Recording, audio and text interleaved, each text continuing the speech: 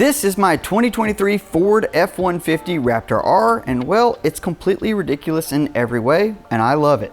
If you've been watching the channel for some time, you may remember my 2012 Ford Raptor first gen that I built around 8 years ago. That truck had the 6.2 liter V8 and was an unbelievably comfortable and reliable daily driver for many years. Now it's worth noting that I do not live anywhere remotely close to a desert where these trucks are truly intended, but admittedly I've always had an affinity for the Raptor. In fact, my connection with the Raptor goes back to the very beginning of its production, as I was lucky enough to race the Baja 1000 with the Ford Motor Company in 2008 when they first debuted the truck. After I sold my first gen, I couldn't bring myself to jump into a Gen 2 with the V6. I just didn't like the sound of it, and it wasn't as exciting to me. So here I am in front of something that I really never thought I would own again, a V8 powered Ford Raptor, and I absolutely love it. Now, this is a 23 model year, but it actually didn't show up to the dealership until early this year. I'm filming this at the end of July right now, and so I've had it since March. I love it. It's been an absolute blast. I've taken it on multiple adventures. We've taken the family out on vacation. We've been in the mountains with it. I drove this thing all the way down to Daytona Beach, Florida. I'm based in Wilmington, North Carolina, so a bit of an East Coast hub. Very happy with the truck. I like the white. I don't love the sticker package. I'm not sure if that's going to stay on there. I will say I think if I pull it off though, the truck's going to look a little plain. Now the big thing that makes the Raptor R so unique and expensive is the 5.2 liter supercharged V8 under the hood. This makes 700 horsepower and 640 pound-feet of torque. This is really what made the Raptor R so desirable to me, and like other enthusiasts has been waiting for a V8 to come back. I think this was a great power plant for this truck, and honestly the Gen 3 didn't really need a lot of modification to accommodate this V8. The springs rate up front were changed, I believe, by about 20%, and that's about it. That means Ford had already done a really good job with chassis engineering, and to be able to hold that power, the rear axle's plenty strong for it. So the only thing that this truck doesn't have that earlier generations has is it doesn't have the Torsen front differential. It's an open front differential. I do wish there was a locker button option. I think that that would just make it really the more ultimate off-roader, but you do have a locker out back, which will require you to be in four-wheel drive to use, but we'll talk more about that later. Now, one of the first modifications I made to the truck is I actually swapped the factory tires out. I went from the original BFG ATs to this 37 by 1250 Nitto Recon Grappler AT. In my experience, the BFG isn't as true to size, and it's a bit of a weaker sidewall. Now, I will say the BFG is a light tire, which is a positive for it, and the load range C sidewall does ride very nice. That being said, on a 6,000 pound truck, moving from a load range C to a D is a pretty minimal ride quality difference. Very true to size, 37 by 1250. I feel like it fills out the wheel well a lot more. I like how it looks overall. Did not really notice a ride quality difference from changing the tires. Did not notice a fuel economy difference. The Recon Grappler ATs, in my experience, have been quieter than the BFG. That's the KO2 that came on the truck. I like the wheels. I don't want to change them, I don't think, for now. It's a 17 by 8.5. I think it's a good back spacing. I really like the fact that when you go with an 8.5, it kind of perks up the 1250, so you get a little bit of sidewall that protects the wheel. I could convert this to a true beadlock. I think for what I'm doing with the truck, it's really unnecessary, but overall, very happy with this tire and wheel package, and look forward to getting more miles on the trail with something this heavy and seeing how this thing hooks up.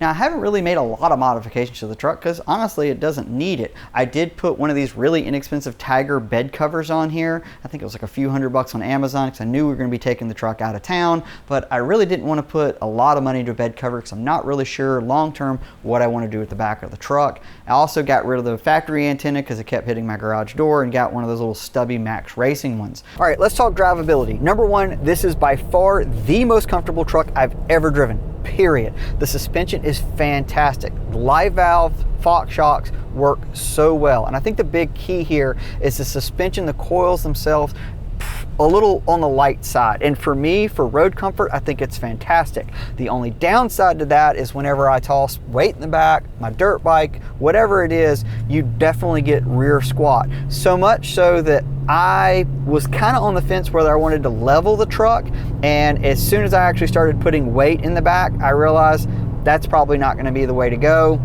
So I'm gonna keep the factory nose rake on it. Comfort wise, I keep it normal. The suspension you can actually change into sport or go into off-road. For my taste, I think normal is fantastic. I've been in the mountains with this thing and put it into sport. It definitely makes a difference to tighten it up, but this truck is communicating with the shocks constantly. That's one of the nice things about Ford integrating this live valve with Ford Performance and making this truck as dialed in as it is. It really is a incredible package overall. I love the sound deadening on this. This truck is very quiet. You can change the exhaust modes on it. Right now I have it normal. Sport is a little bit louder. Baja, it's going to tell you, hey, this is off-road only, but it allows you to hit okay and still have it. It sounds so good. It's not super loud. It's still a very mellow sound, and you don't really hear the supercharger on this truck unless it's like under a lot of load. And so it's it's nuts, and it will spin the tires in two-wheel drive so easily. One more, I don't want to get away from the exhaust. I do want to mention that you can have quiet, which completely cuts out the exhaust sound on this thing. So if you need to sneak through your neighborhood or not wake up the kids when you're leaving, you have that option. It is fantastic. I want to mention now about this whole two-wheel drive thing, and I know people get down on the TRX because they think, oh, you can't go in two-wheel drive. You can, again, you just have to have a taser to do it.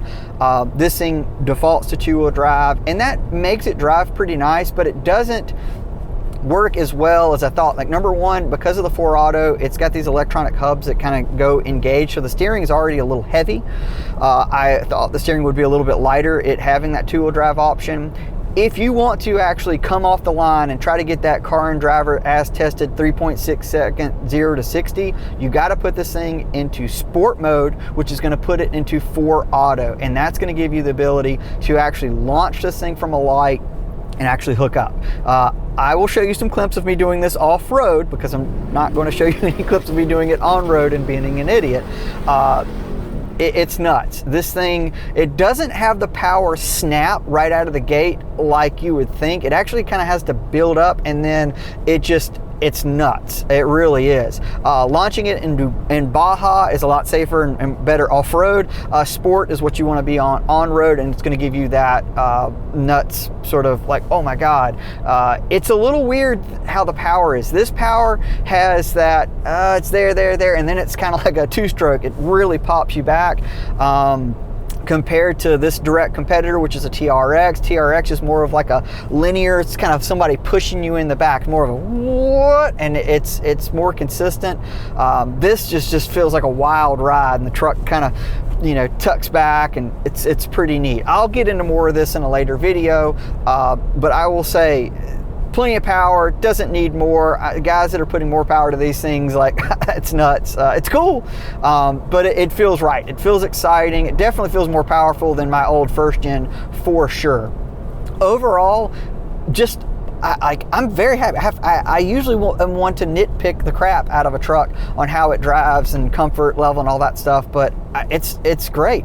These tires are plenty comfortable. They're very quiet. You've taken this thing on, like I say, quite a few road trips, and it's just such a nice vehicle. Plenty of room for the kids in the back. You can put an adult in the back. Everybody's really comfortable. Nobody complains about how this thing rides. So I think Ford nailed it. I don't really want to screw with the suspension on this thing. It's just so good out of the box, and I am 100% a type of guy that always wants to mess with suspension. Off-road with this thing in terms of suspension and driving, I've got limited time with it. I'm going to be doing more off-roading with it. Yes, don't worry. I've taken this thing to the beach because I live in the coastal plains, and that's a really easy thing to do. Ride smooth. I click it into Baja and keep it in 4 high. It cruises no problem.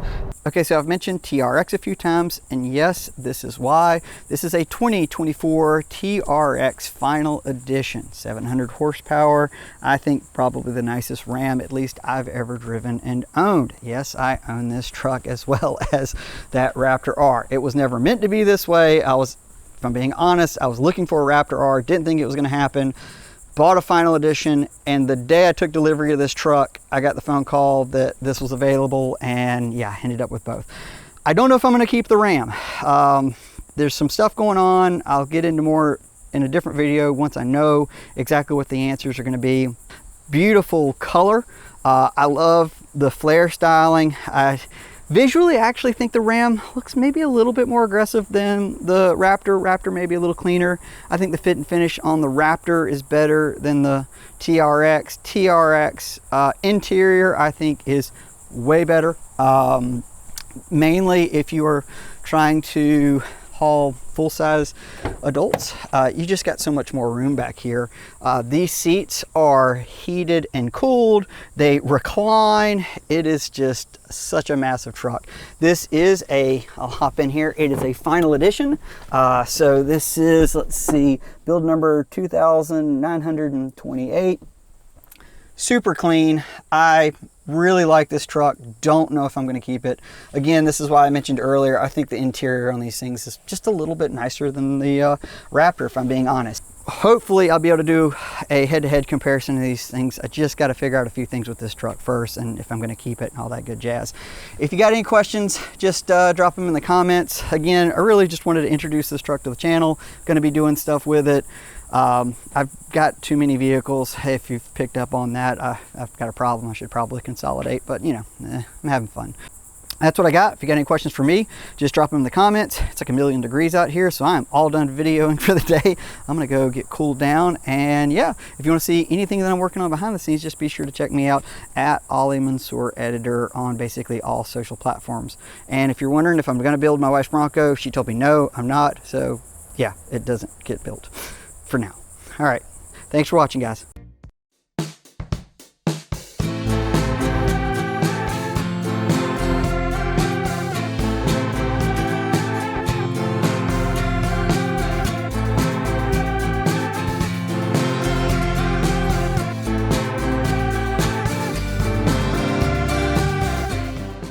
Thanks for sticking around to the end. Hopefully you enjoyed this video, and if you did, please consider subscribing to the Driving Line channel. Our goal is to excite, entertain, and educate you on all things automotive. So if you want to come be part of our journey, please hit that subscribe button, and we hope to see you on the next video. Take care.